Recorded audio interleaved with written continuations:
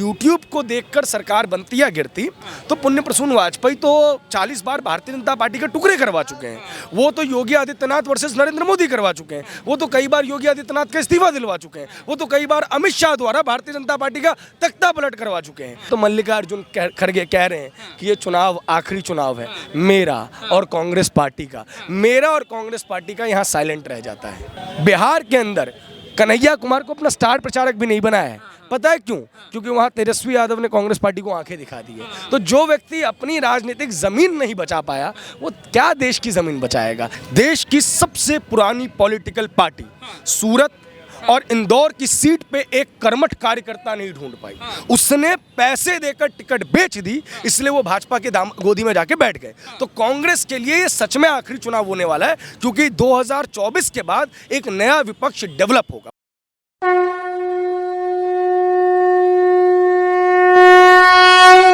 नमस्कार, स्वागत है आप सभी का जनता दरबार में। मैं हूं आपके साथ शिवशंकर उपाध्याय।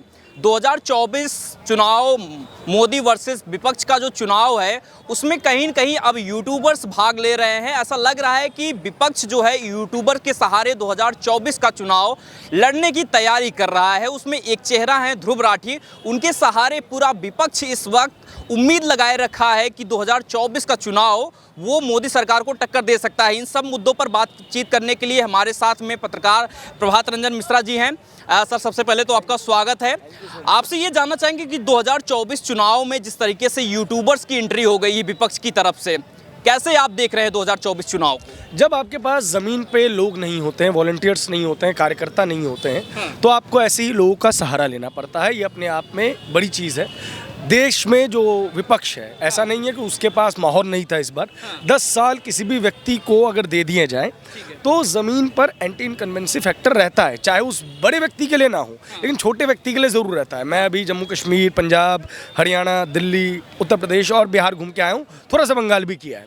हर जगह सांसदों से हल्की हल्की नाराज़गी है, लेकिन चूंकि आपके पास कार्यकर्ता ही नहीं है, आपके पास वॉलंटियर्स ही नहीं है, तो आपको ऐसे ही कुछ पेड टट्टू चाहिए होते हैं जो आपको एक मनोरम दृश्य दिखाते हैं, एक कपोल कल्पना में जीवित करवाते हैं कि देखिए जी आपकी सरकार बन रही है, ऐसे बन रही है, वैसे बन रही है। ऐसा ही एक नया उदाहरण ध्रुव राठी है।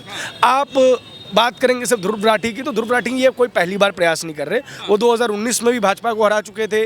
2022 के जो विधानसभा चुनाव हुए थे यूपी में, उसमें भी योगी जी को हरा चुके थे और अन्य चुनावों में भी हरा चुके थे। इस बार उनका प्रयास थोड़ा बड़ा है क्योंकि लोकसभा चुनाव है, लेकिन इससे कोई खास फर्क पड़ने नहीं वाला। क्योंकि अगर यूट्यूब को देखकर सरकार बनती या गिरती तो पुण्य प्रसून वाजपेयी तो 40 बार भारतीय जनता पार्टी के टुकड़े करवा चुके हैं।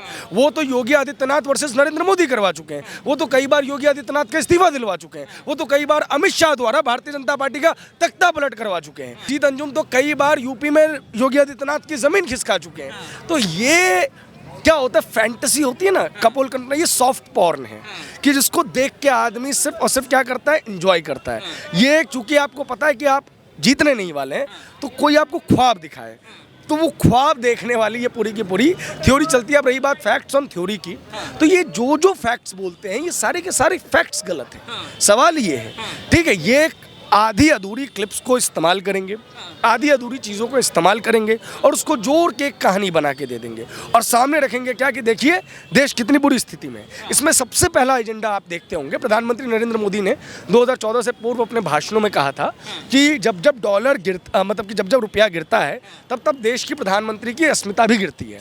आपने 2014 से लेकर 2024 तक यूट्यूब चैनल्स पर, चाहे वो कोई भी बड़े बड़े चैनल्स हो, उस पर यह चीज़ ज़रूर देखी होगी कि देखिए डॉलर का भाव कितना हो गया है, क्या अब भारत के प्रधानमंत्री की अस्मिता नहीं गिर रही है। 1 या 2 दिन पहले इंडियन एक्सप्रेस में डिटेल्ड रिपोर्ट छपी है, डिटेल्ड रिपोर्ट, जिसमें यह बताया गया है कि किस तरीके से रुपया स्ट्रेंथन हुआ है, मजबूत हुआ है। क्योंकि जब प्रधानमंत्री नरेंद्र मोदी ये बात कहते थे तब यूरो की क्या कीमत थी या हमारे आसपास की करेंसीज की क्या कीमत थी और आज क्या कीमतें हैं, इस पर पूरी डिटेल्ड रिपोर्ट है, आप पढ़ें। लेकिन ये क्या करेंगे कि सिर्फ हेडलाइन का इस्तेमाल करेंगे और हेडलाइन का इस्तेमाल करके आपको भ्रमित करेंगे।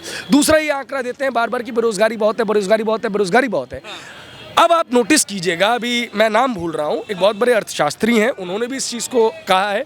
और दूसरा, अगर आप नोटिस करें, एक रिपोर्ट भी आई है गवर्नमेंट की, तो उसमें यह पता चला है कि बेरोजगारी दर में 2019 के मुकाबले 2024 में भारी कमी आई है। यानी कि भारत जो है वो बेरोजगारी से बाहर निकलने की ओर अग्रसर है। लेकिन ये इस्तेमाल क्या करेंगे, सिर्फ और सिर्फ टैगी थंब लाइन।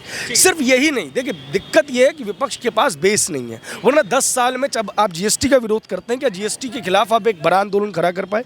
नहीं खड़ा कर पाए। क्या आप नोटबंदी के खिलाफ खड़ा कर पाए? नहीं कर पाए। आप कोरोना के अंदर बताते हैं कि सरकार ने बहुत ज़्यादा खराब चीज़ें की, लेकिन क्या आप उसके खिलाफ भी कोई आंदोलन खड़ा कर पाए? नहीं खड़ा कर पाए। आपने इस बीच में भी किसका सहारा लिया? आपने सहारा लिया फर्जी किसान आंदोलन का। आपने सहारा लिया किसका? सीए एनआरसी के खिलाफ जो देश को जलाने की साजिश की गई उस आंदोलन का, और अंत में रेस्टलेस प्रोटेस्ट का, जिसमें आपको सब में मुंह की खानी पड़ी। क्योंकि हालिया उदाहरण आप देख लीजिए, जो रेस्टलेस प्रोटेस्ट के फ्लैगशिप बॉय थे विजेंद्र सिंह साहब, जो ट्विटर खूब खेलते रहते, तो वो आज कहाँ हैं?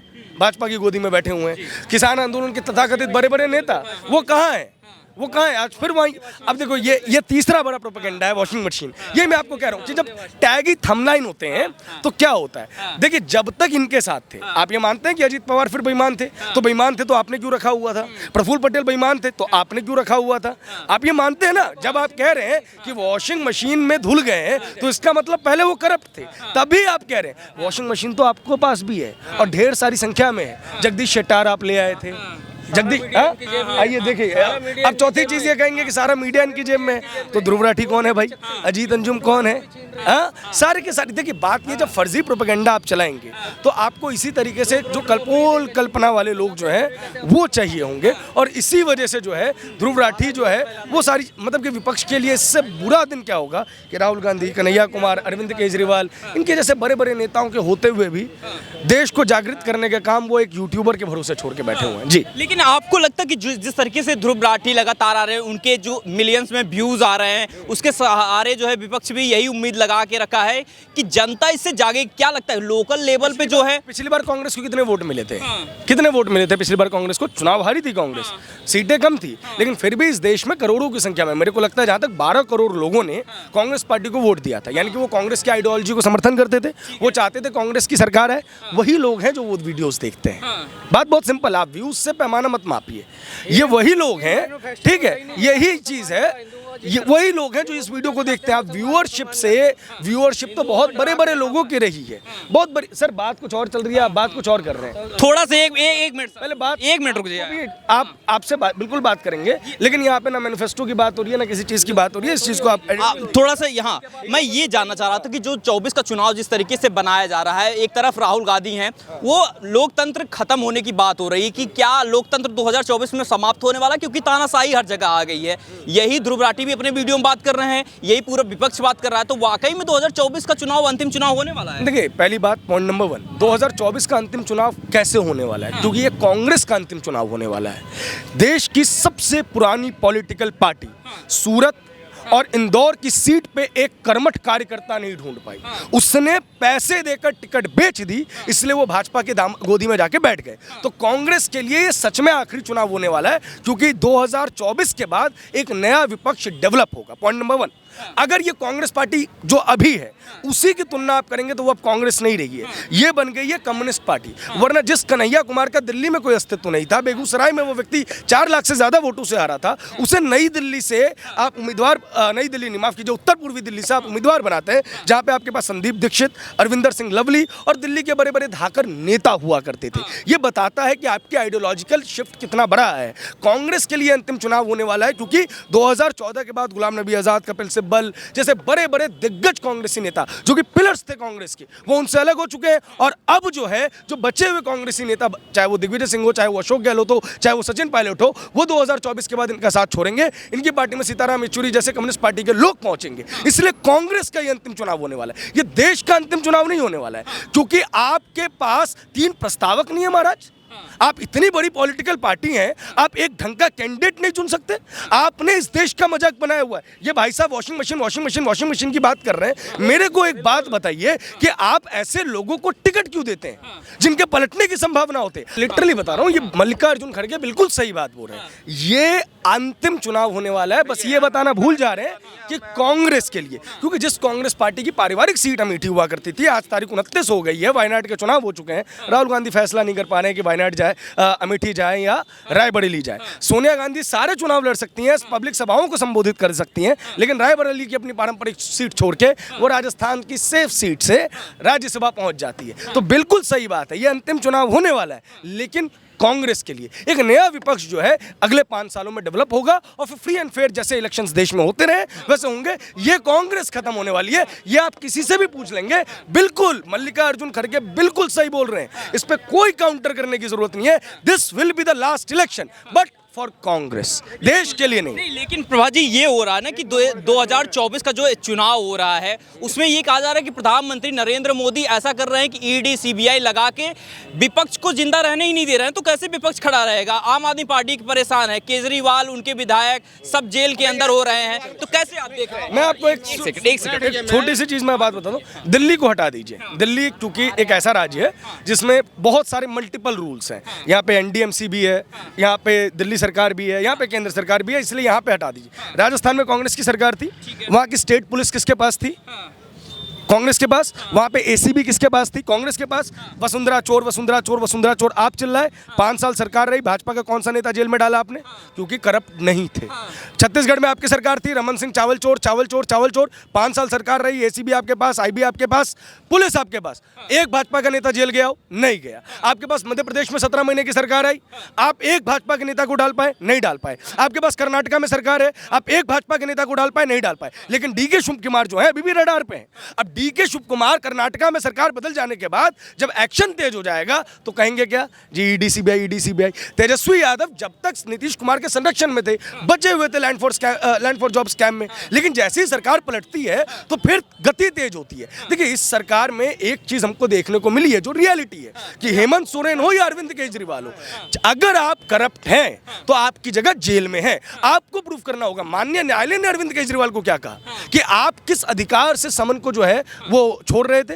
आप कह रहे इस देश के अंदर क्या इंस्टीट्यूशंस नहीं है? इस देश के अंदर इंस्टीट्यूशंस है, बहुत मजबूत इंस्टीट्यूशंस है। और जब यही इंस्टीट्यूशन किसी विपक्षी पार्टी पे काम करता है, आप अरविंद केजरीवाल की बात कर रहे हैं। अरविंद केजरीवाल के खिलाफ सबसे ज्यादा चिल्लाने वाले लोग कौन थे? सुप्रिया श्रीनेत किस पार्टी से? किस पार्टी से? कांग्रेस। अनिल सिंह चौधरी अंसल उस समय डीपीसीसी के प्रेसिडेंट होते थे, मैंने बहुत प्रेस कॉन्फ्रेंस कवर किया उनकी। मुदित अग्रवाल, जयप्रकाश अग्रवाल के बेटे जिनको चांदनी चौक से इस बार टिकट मिली है, वो उस प्रेस कॉन्फ्रेंस का हिस्सा होते थे। दिल्ली प्रदेश कांग्रेस कमेटी के बड़े बड़े प्रवक्ता होते थे, वो कहते थे कि अरविंद केजरीवाल ने शराब घोटाला किया है। आज आप पलट गए। अरे आपका नैतिक स्टैंड नहीं है। अरविंद केजरीवाल कहा करते थे ना फारूक अब्दुल्ला चोर है जेकेएससी स्कैम में, Jammu Kashmir cricket association scam में, सॉरी माफ कीजिएगा। अरविंद केजरीवाल कहा करते थे ना कि लालू यादव चारा चोर है। अरविंद केजरीवाल कहा करते थे ना कि मुलायम सिंह यादव और उनकी पार्टी चोर है, स्टालिन चोर है, कनिमोजी चोर है, कांग्रेस चोर है। अब कहते वो थे एक्शन ईडी सीबीआई स्वतंत्र रूप से ले रही है, तो अब कह रहे तानाशाही आ गई है।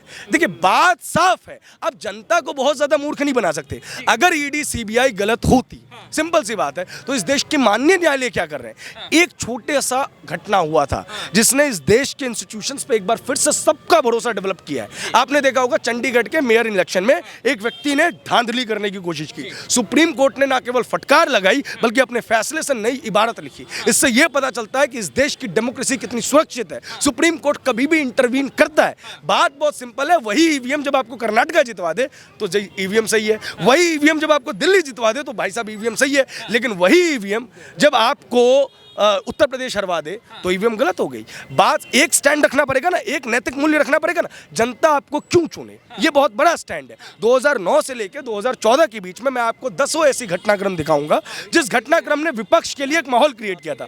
पॉइंट नंबर वन देखिए, जब देश के अंदर महंगाई 400 रुपए का सिलेंडर थोड़ा सा ऊपर बढ़ता था, स्मृति ईरानी रोड पे आ जाती थी।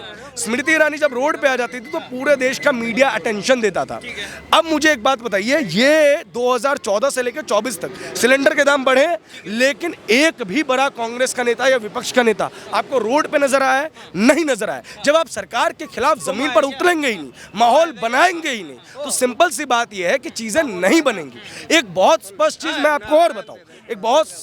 आपको और बताऊं कि कांग्रेस पार्टी के कार्यकर्ता सिर्फ 2 दफा इन 10 सालों में निकले हैं। पहला जब राहुल गांधी को ईडी ने बुलाया, दूसरा जब सोनिया गांधी को ईडी ने बुलाया। यानी कि इनकी जो वफादारी रही वो सिर्फ गांधी परिवार के लिए रही, इनकी वफादारी कभी भी देश के लिए नहीं रही। इसलिए जमीन जो है वो तैयार नहीं हो पाई। और जब लैंड फर्टाइल है नहीं, कैंडिडेट आपको मिल नहीं रहे, तो आप कह रहे, जब आप चुनाव पहले ही हार चुके हैं तो आप सिर्फ क्या कर रहे हैं, आप सिर्फ और सिर्फ कवरिंग अपने लिए तैयार कर रहे हैं कि जी ईवीएम में दिक्कत है, जी डेमोक्रेसी खतरे में है, जी संविधान बदल देंगे। आप सिर्फ कवर कर रहे हैं, आप हारने के बहाने ढूंढ रहे हैं। यार एक बच्चा होता है ना जो एग्जाम में फेल हो जाता है तो घर पे आके क्या बोलता है कि सिर्फ मैं ही नहीं, आज पूरी क्लास फेल हो गई है, ठीक है, ताकि घर वाले जो है वो 2-4 थप्पड़ कम मारे। तो ये वही बच्चे के रूप में विपक्ष पूरा का पूरा काम कर रहा है। राजस्थान में एक रविंदर भाटी ने पूरा का पूरा चुनाव एक सीट का बना रखा था। मैं आपसे पूछना चाहता हूं, दूसरे चरण में राहुल गांधी राजस्थान में कितनी बार प्रचार करने गए? एक बार भी नहीं गए। तेजस्वी यादव अकेले 160 रैली बिहार में कर रहे हैं। अखिलेश यादव यूपी में कितनी रैली कर रहे हैं? अरे छोड़िए मेरी बात, कांग्रेस सरकार में आएगी कैसे? 3 बड़े राज्य हैं, पहला राज्य यूपी, दूसरा राज्य बिहार, तीसरा राज्य महाराष्ट्र। यूपी में 80, बिहार में 40, 120 और 48 सीटें हैं कहाँ पे? महाराष्ट्र में। इन सभी सीटों पे मिला के, इन 128 सीटों को मिला के कांग्रेस 40 सीटों पे चुनाव नहीं लड़ रही है। तो ये कैसे सरकार बनाएंगे? कि इस समय सबसे बड़ा एक मुद्दा प्रधानमंत्री नरेंद्र मोदी ने छेड़ दिया है कि देश की संपत्ति पर मुसलमानों का अधिकार हो जाएगा अगर जो है भाजपा नहीं आए। तो क्या कहेंगे इसको लेकर? बड़ी जो है ऐसा हो रहा है कि देश में माहौल बनाया जा रहा है कि मुस्लिम मुस्लिम मुस्लिम मुस्लिम किया जा रहा है। देखिए, मैं आपको एक बात बताऊं, प्रधानमंत्री नरेंद्र मोदी को इन सब मुद्दों की आवश्यकता ही नहीं है। ये मुद्दे विपक्ष को नजर आ रहे हैं। पॉइंट नंबर 1 ये चीज है, जिस बंदे ने अपने 10 साल के कार्यकाल में ऐतिहासिक कामों की एक छड़ी लगा दी है, जिसमें आप सबसे पहली बात देखिए कि जिस महिला रिप्रेजेंटेशन की हम लगातार बात कर रहे थे, उसको पूरा करने का काम प्रधानमंत्री नरेंद्र मोदी ने किया है।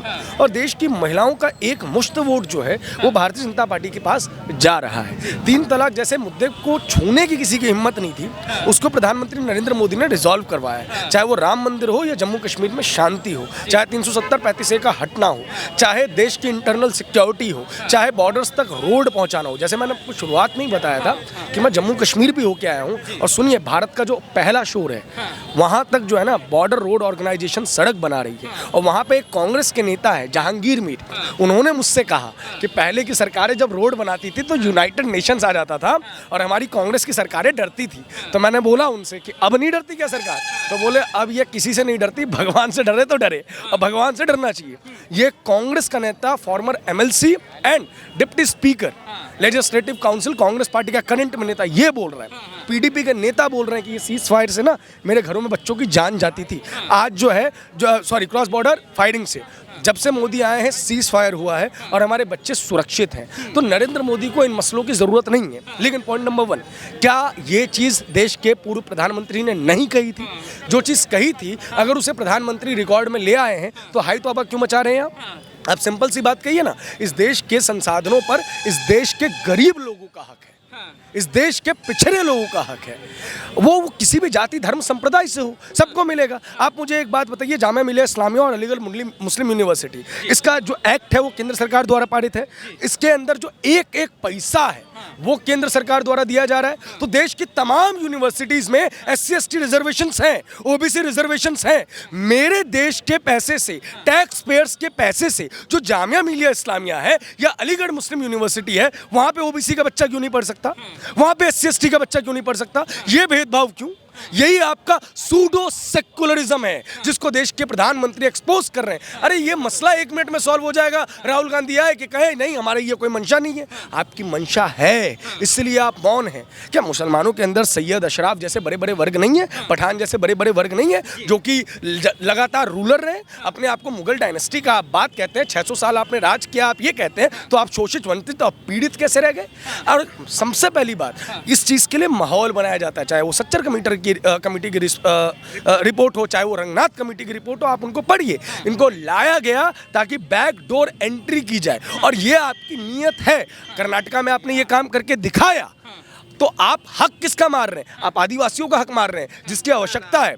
आप OBC का हक मार रहे हैं जिसको इस चीज़ की आवश्यकता है। आप SC/ST का हक मार रहे हैं जिसको इस चीज़ की आवश्यकता है। और आप धनाढ़ बलों को देना चाहते हैं सिर्फ इस वजह से कि आप एक मुश्त एक वोट बैंक जो है मोबिलाइज कर सके। आपकी नीति क्या थी उस वक्त? आपकी नीति ये थी कि बिहार और उत्तर प्रदेश में जो मुस्लिम वोट बैंक आपका छिटक गया है, जो समाजवादी पार्टी और RJD की तरफ चला गया है, आप उसे मजबूत करना चाहते थे। 2009 में इसके लिए आपको परिणाम भी दिखे। उत्तर प्रदेश में कांग्रेस पार्टी ने 19 के लगभग सीटें जीती थी, जो इसी छद्म सेक्युलरिज्म का एक प्रमाण था कि जिस तरीके से ये लोग आगे बढ़ रहे थे, उस चीज़ को अगर देश के प्रधानमंत्री ने एक्सपोज किया है तो आप सामने आए कि आपकी नीति इस पर नहीं है। जो अभी राजनीतिक जो परिणाम दिख रहे हैं 2024 में, जिस तरीके से 400 पार का नारा बीजेपी दे रही है, कहा यह जा रहा है कि प्रधानमंत्री नरेंद्र मोदी डर गए हैं, इसलिए अब मुस्लिम मुस्लिम मुस्लिम हर जगह मुस्लिम कर रहे हैं, क्योंकि इन्होंने काम नहीं किया है। तो 10 साल आपने देखा क्या काम किया है प्रधानमंत्री मोदी ने, या मुस्लिम के सहारे अब तुष्टीकरण करके? एक बात बताइए, प्रधानमंत्री नरेंद्र मोदी ने काम नहीं किया तो हाईवेज किसने बनवाए? अमेरिका की सरकार यहाँ आके बनवा के गई है। चीन के ऊपर सर्जिकल स्ट्राइक और एयर स्ट्राइक किसने की है? चीन आके करके गया या अमेरिका आके करके गया? पूरे प्रधानमंत्री जो योजना है, ग्राम सड़क योजना से हर एक गांवों को सड़कों से कनेक्ट किया गया है, वो कोई और करके गया है। नल जल योजना से घर घर के अंदर नल पहुंचा, ये कोई और करके गया है। इलेक्ट्रिफिकेशन, देश के हर गांव में बिजली पहुंची है, कोई और करके गया है। प्रधानमंत्री आवास योजना के तहत गरीब लोगों को 2.5 से 3 लाख रुपए दे के घर बनवाए गए हैं, ये कोई और करके गया है? अरे जिस मुद्दे के ऊपर हम और आप डिस्कस नहीं करते थे, खुले में शौच, उस चीज को लाल किले की प्राचीर से डिस्कस करके इस देश के भीतर 13 या 16 करोड़, इसके बीच का एक आंकड़ा है, मुझे लगता है 14 crore to be precise, 14 crore शौचालय का निर्माण अमेरिका, यूनाइटेड नेशंस आगे करके गया है। आप कुछ भी बोलेंगे और जनता मान जाएंगी, ये बात नहीं है। जिस देश में इस व्यक्ति जब पूरी दुनिया जिंदगी की जंग लड़ रही थी, कोविड जैसी महामारी, उस वक्त इस देश में जो फूड सिक्योरिटी इस देश की सरकार ने दी और उसको लगातार जारी रखा, ये किसने किया है? अरे 2010 और 2024 इसके किसी भी क्रॉप का मूल्य निकाल लीजिए आप। 1100 के करीब में गेहूं की खरीद होती थी, आज गेहूं की खरीद 2250 रुपए में होती है। 3500 रुपए के करीब में दाल खरीदी जाती थी, आज दाल खरीदी जाती है 7400 रुपए के रूप में। प्रधानमंत्री नरेंद्र मोदी ने कहा था कि 2 गुने करेंगे किसानों की आय। आप 2010 और 2014, चूंकि या फिर चाहे तो आप 2014 से लेकर 2024 के भी आंकड़े निकाल दे, किसी भी फसल की जो MSP है उसके अंदर कीमत 1.5% से कम की नहीं हुई है। उसके अंदर बढ़ोतरी 1.5% से 1.5 गुना से कम की नहीं हुई है। उसके बाद 2-2 हज़ार रुपये हर एक किसान को किसान सम्मान निधि योजना कहते हैं। और फिर फर्टिलाइजर्स जो कि ब्लैक में बिक जाते थे, वो फर्टिलाइजर्स लोगों के घर घर तक पहुंचे हैं, ये सुविधाएं दी है। तो ये सुविधा कोई बाहर का व्यक्ति करके गया? हाँ, भारतीय जनता पार्टी का कोर वोट बैंक हिंदुत्व है। भारतीय जनता पार्टी अपनी फील्ड पे बैटिंग कर रही है। आपका जो कोर वोट बैंक है, आप उस पर बैटिंग करके देख लें। तो ये लग रहा है कि जो न्याय पत्र है जिस बार दिया है, कांग्रेस ने न्याय पत्र अपना नाम दिया है, 85 रुपए 1 लाख सालीना, लग रहा है कि जनता भरोसा करेगी और कुछ सीटें आ जाएंगी। पिछली बार 72,000 रुपए दिए थे, 5 साल में इतनी महंगाई बढ़ी है वो कह रहे हैं, लेकिन बताइए 1300 रुपए की बढ़ोतरी की गई, नहीं सॉरी माफ कीजिएगा, लगभग 2,500 रुपए की बढ़ोतरी की गई। थोड़ा तो डबल करना चाहिए था। मुझे लगता है मैं 5 साल का और इंतजार करना चाहिए और शायद अगली बार राहुल गांधी 20,000 रुपए प्रति पर्सन देंगे, तब उसके ऊपर विचार किया जाएगा। आज राहुल गांधी का राजनीतिक भविष्य क्या देख रहे हैं 2024 के बाद? देखिए, एक सेनापति चाहे हारे या जीते, उसको रन नहीं छोड़ना चाहिए, उसको जंग नहीं छोड़नी चाहिए। मैं मानता हूं कि अरविंद केजरीवाल कि आपके और उनके साथ आपके राजनीतिक रूप से कई मतभेद हो सकते हैं, उनके विचारों से आप प्रभावित हो या ना हो, लेकिन अरविंद केजरीवाल गोवा का चुनाव लड़े तो दम से लड़े, गुजरात का लड़े तो दम से लड़े। विपक्ष ऐसा ही चाहिए आपको, जो कम से कम चुनाव लड़े और पूरी ताकत से लड़े। जो व्यक्ति चुनाव ही नहीं लड़ रहा है, मैं उसकी क्या चर्चा करूं? देश की एक नेशनल पॉलिटिकल पार्टी मात्र 300 सीटों पर चुनाव लड़ रही है। दक्षिण में वो सारे के सारे जो स्टेट के दल हैं, चाहे वो DMK हो, चाहे वो लेफ्ट पार्टीज हो, उनके पीछे बैठी हुई है। आप उत्तर भारत में आ जाएं तो समाजवादी पार्टी उसको साइकिल के कैरियर पे बिठाए हुए बैठी है। लालटेन जो है राजद, उसने सिर्फ लालटेन पकड़ने के लिए रखा हुआ है। झारखंड मुक्ति मोर्चा जो है, वो उसको धनुष पकड़ा के बैठी हुई है कि जब आवश्यकता हो मुझे धनुष दे देना। सिर्फ सेना ने उंगली दिखा दी है। महाराष्ट्र में इस वक्त अगर देखा जाए तो सिंगल लार्जेस्ट पार्टी कांग्रेस है, लेकिन कांग्रेस की अपनी सीटों पे खुद नहीं चली है। 300 या उससे कम सीटों पे आप लोकसभा का चुनाव लड़ रहे हैं। 272 सीटें चाहिए प्रधानमंत्री बनने के लिए। उस पॉलिटिकल पार्टी के भविष्य की मैं क्या बात करूंगा? अगले चुनाव में वो 100 से कम सीटों पे चुनाव लड़ेंगे अगर उनकी ऐसी नौबत रही। आप देखिए ना, हरियाणा में 1 सीट ले गई आम आदमी पार्टी, जिस हरियाणा का आम आदमी पार्टी में कोई अस्तित्व नहीं है, जबकि पंजाब में इनको सीटें देने से साफ साफ मना कर दिया। गुजरात के अंदर वो 2 सीटें ले गई, लेकिन पंजाब में अपनी सीटें नहीं दी। और दिल्ली देखिए, जहाँ पे 6 सीटों पर पिछली बार कांग्रेस पार्टी दूसरे नंबर पे थी, वहाँ पे कांग्रेस पार्टी को लड़ने के लिए सिर्फ 3 सीटें दी हैं। ये बताता है कि कांग्रेस पार्टी की क्या राजनीतिक हैसियत रह गई है कि छोटे छोटे दल उसको आंख दिखा रहे हैं। इसीलिए तो मल्लिकार्जुन खड़गे कह रहे हैं कि ये चुनाव आखिरी चुनाव है मेरा और कांग्रेस पार्टी का। मेरा और कांग्रेस पार्टी का यहाँ साइलेंट रह जाता है। कन्हैया कुमार से उम्मीद है कांग्रेस पार्टी को? देखिए, जो व्यक्ति जिस व्यक्ति ने इसको पूरा का पूरा, मैं मानता हूं कि एक बेस दिया, चाहे वो जेएनयू के अंदर की बात हो, वो जिस व्यक्ति ने उस पार्टी का दामन छोड़ दिया और उस पार्टी का दामन छोड़ के वो दिल्ली की एक सेफ सीट पर चुनाव लड़ने का, हालांकि वो सेफ सीट भी नहीं है, वहाँ से भी वो चुनाव हारने ही वाले हैं, तो यही हालत होने वाली है। देखिए, इलाहाबाद यूनिवर्सिटी या राजस्थान की जो यूनिवर्सिटी है, चाहे वो जयपुर की यूनिवर्सिटी हो, चाहे वो जोधपुर की यूनिवर्सिटी हो, वहाँ जो स्टूडेंट लीडर निकलते हैं और जेएनयू और दिल्ली यूनिवर्सिटी से जो स्टूडेंट लीडर्स निकलते हैं, उनमें ज़मीन आसमान का फ़र्क है। मुझे एक बात बताइए कि कन्हैया कुमार का क्या वोट बैंक है? कौन से लोग, वो जिस क्षेत्र में से चुनाव लड़ रहे हैं उस क्षेत्र में वो पहली बार जाने वाले हैं, उस क्षेत्र के लोगों से वो पहली बार कनेक्ट करने वाले हैं। जो कन्हैया कुमार 2019 से पहले कांग्रेस को पानी पी पी के कोसते थे, गालियां देते थे, उनका एक वीडियो आप देखिएगा कुणाल कामरा के साथ, वो कहते थे कि इंदिरा जी ने कहा था कि गरीबी हटाओ, गरीबी हटाओ, और जब गरीबी नहीं हटी तो उन्होंने कहा गरीबों को हटाओ। तो उस जिस व्यक्ति का अपना कोई पॉलिटिकल स्टैंड नहीं है, जो जिस विचारधारा से है उस विचारधारा को दगा दे चुका है, वो कैसे किसी व्यक्ति का भविष्य बन सकता है? और सेकेंडली मैं बोलता हूँ फाइटिंग स्पिरिट।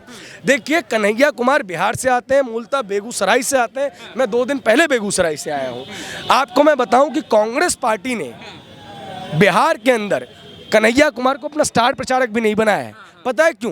क्योंकि वहाँ तेजस्वी यादव ने कांग्रेस पार्टी को आंखें दिखा दी है। तो जो व्यक्ति अपनी राजनीतिक जमीन नहीं बचा पाया, वो क्या देश की जमीन बचाएगा? ये क्या देश में कांग्रेस के लिए जमीन खड़ी करेगा? तो 400 में से कितना लग रहा है बीजेपी का आएगा और विपक्ष का कितना? देखिए, 400 मैं मानता हूँ एनडीए 400 पार की स्थिति में है। क्यों स्थिति में है मैं आपको बताऊं। बीजेडी के साथ उड़ीसा में पोस्ट पोल अलायंस इस बार होना ही होना है। पिछली बार आंध्र प्रदेश में इनके साथ टीडीपी नहीं थी, इस बार टीडीपी है। ठीक है, इसके बाद मेरे को लगता है कि दक्षिण के अंदर भारतीय जनता पार्टी की सीटें बढ़ेंगी और उत्तर भारत के अंदर भारतीय जनता पार्टी की सीटें कम होती हुई नजर आ नहीं रही है। बिहार में एक डैमेज हो सकता था जिसे नीतीश कुमार को वापस लाके कंट्रोल कर दिया गया है। तो जो 400 पार का नारा है वो मुझे फलित होता हुआ नजर आ रहा है। चाहे वोटिंग परसेंटेज कम हो, चाहे गर्मी बहुत ज़्यादा हो, साइलेंट वोटिंग हो रही है, नरेंद्र मोदी के नाम पे हो रही है और यही नरेंद्र मोदी के नाम पे वोटिंग उन्हें 400 पार का जो माइलस्टोन है उसको पार करवा देगा। चलिए, बहुत बहुत शुक्रिया, आप हमसे बातचीत किए। तो ये 2024 को लेकर जो है प्रभात रंजन जी हमारे साथ में जुड़े थे, उनसे बातचीत हो रही थी कि आखिर 2024 में राहुल गांधी, एनडीए और इंडिया अलायंस जो बना हुआ है उसका क्या राजनीतिक भविष्य है, इन सब पर विस्तार से चर्चा हुई। बाकी आप कुछ कहना चाह रहे हैं 2024 चुनाव को लेकर, जरूर हमें बताएं। कैमरे के पीछे हमारे सहयोगी अंकित, मैं शिवशंकर उपाध्याय, धन्यवाद।